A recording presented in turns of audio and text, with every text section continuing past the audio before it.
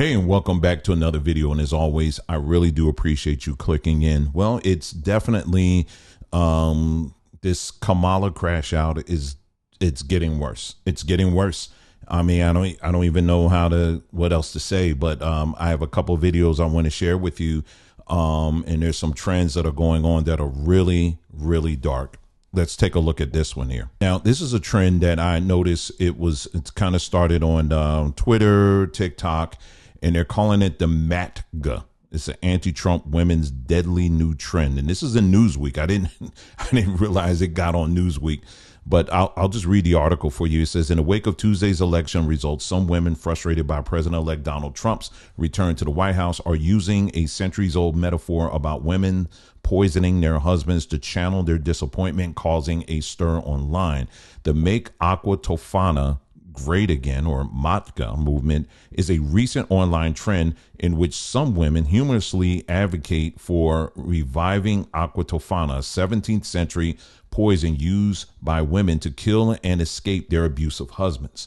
Aqua tofana, named after the alleged creator Giulia Tofana, was a deadly undetectable poison used across Italy, gaining notoriety for its stealth and potency. The MATGA trend has become synonymous with Tofana, seemingly emerging as a satirical expression of frustration over certain political issues, mainly targeting Trump and men who support conservative policies that affect women. And the article goes on and frames this whole trend as, oh, it's just dark humor. But what's really interesting to me is that while this is dark humor, I challenge anyone to use dark humor when talking about Jews and see how far you get. See how that gets framed by mainstream media. No, these are individuals that are taking a loss in an election, and you literally are floating these ideas of perhaps poisoning people, poisoning men who didn't vote the way you wanted them to vote. And yes, we do need to take that extremely seriously. Now, again, this was a trend that started mainly by white women, that really started this thing. But, their counterparts, the individuals, the demographic that is really trying to be like them, and that is the black women who voted for Kamala. Well, they weren't too far behind. And I want you to take a look at these examples here that I have for you. Check it out.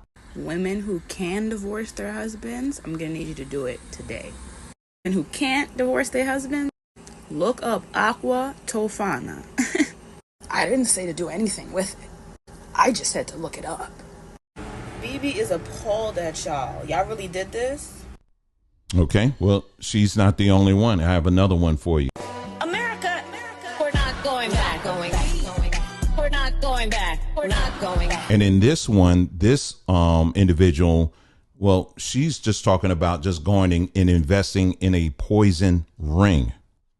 Check it out.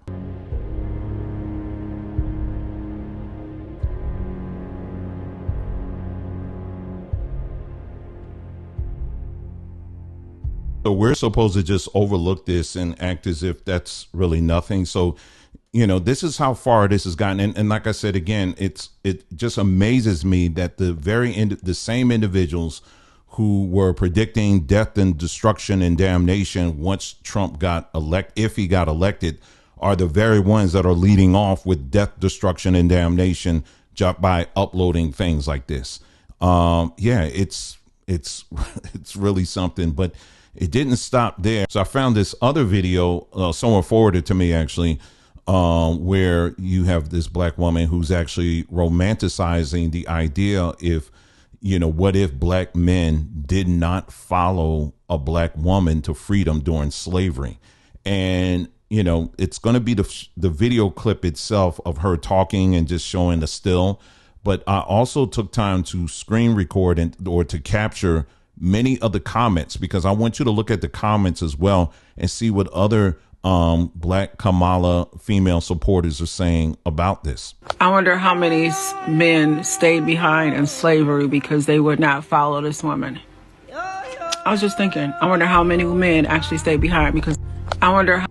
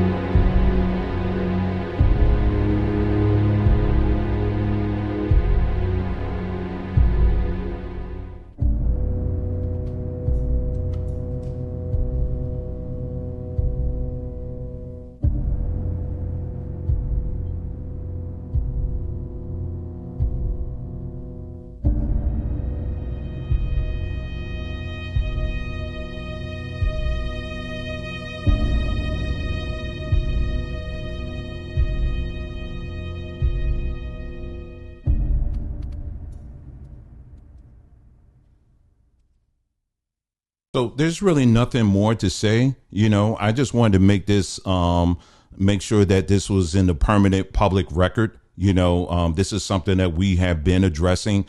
And again, for anybody to take this as just sweep it like, oh, it's really nothing. They're just venting. Well, I don't know of anybody that would, if you know somebody that's venting their frustration, and out of their frustration, they're threatening to take somebody out by poisoning them, or imagining if you got stuck in slavery and something like that.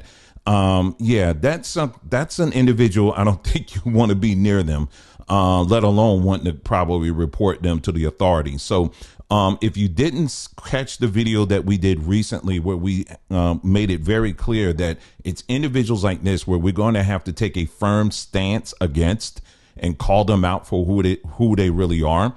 I need for you to watch this video. Even if you don't watch the whole thing, just watch the first part, because this is a very serious matter. And when they say we can't go back, well, we got to mean that even for this. We can't allow individuals like this to put this kind of stuff out here, to put these kind of threats out here, especially targeting black men. We got to say enough is enough, period. And I've made very clear again that I'm specifically talking about black women who voted for Kamala Harris.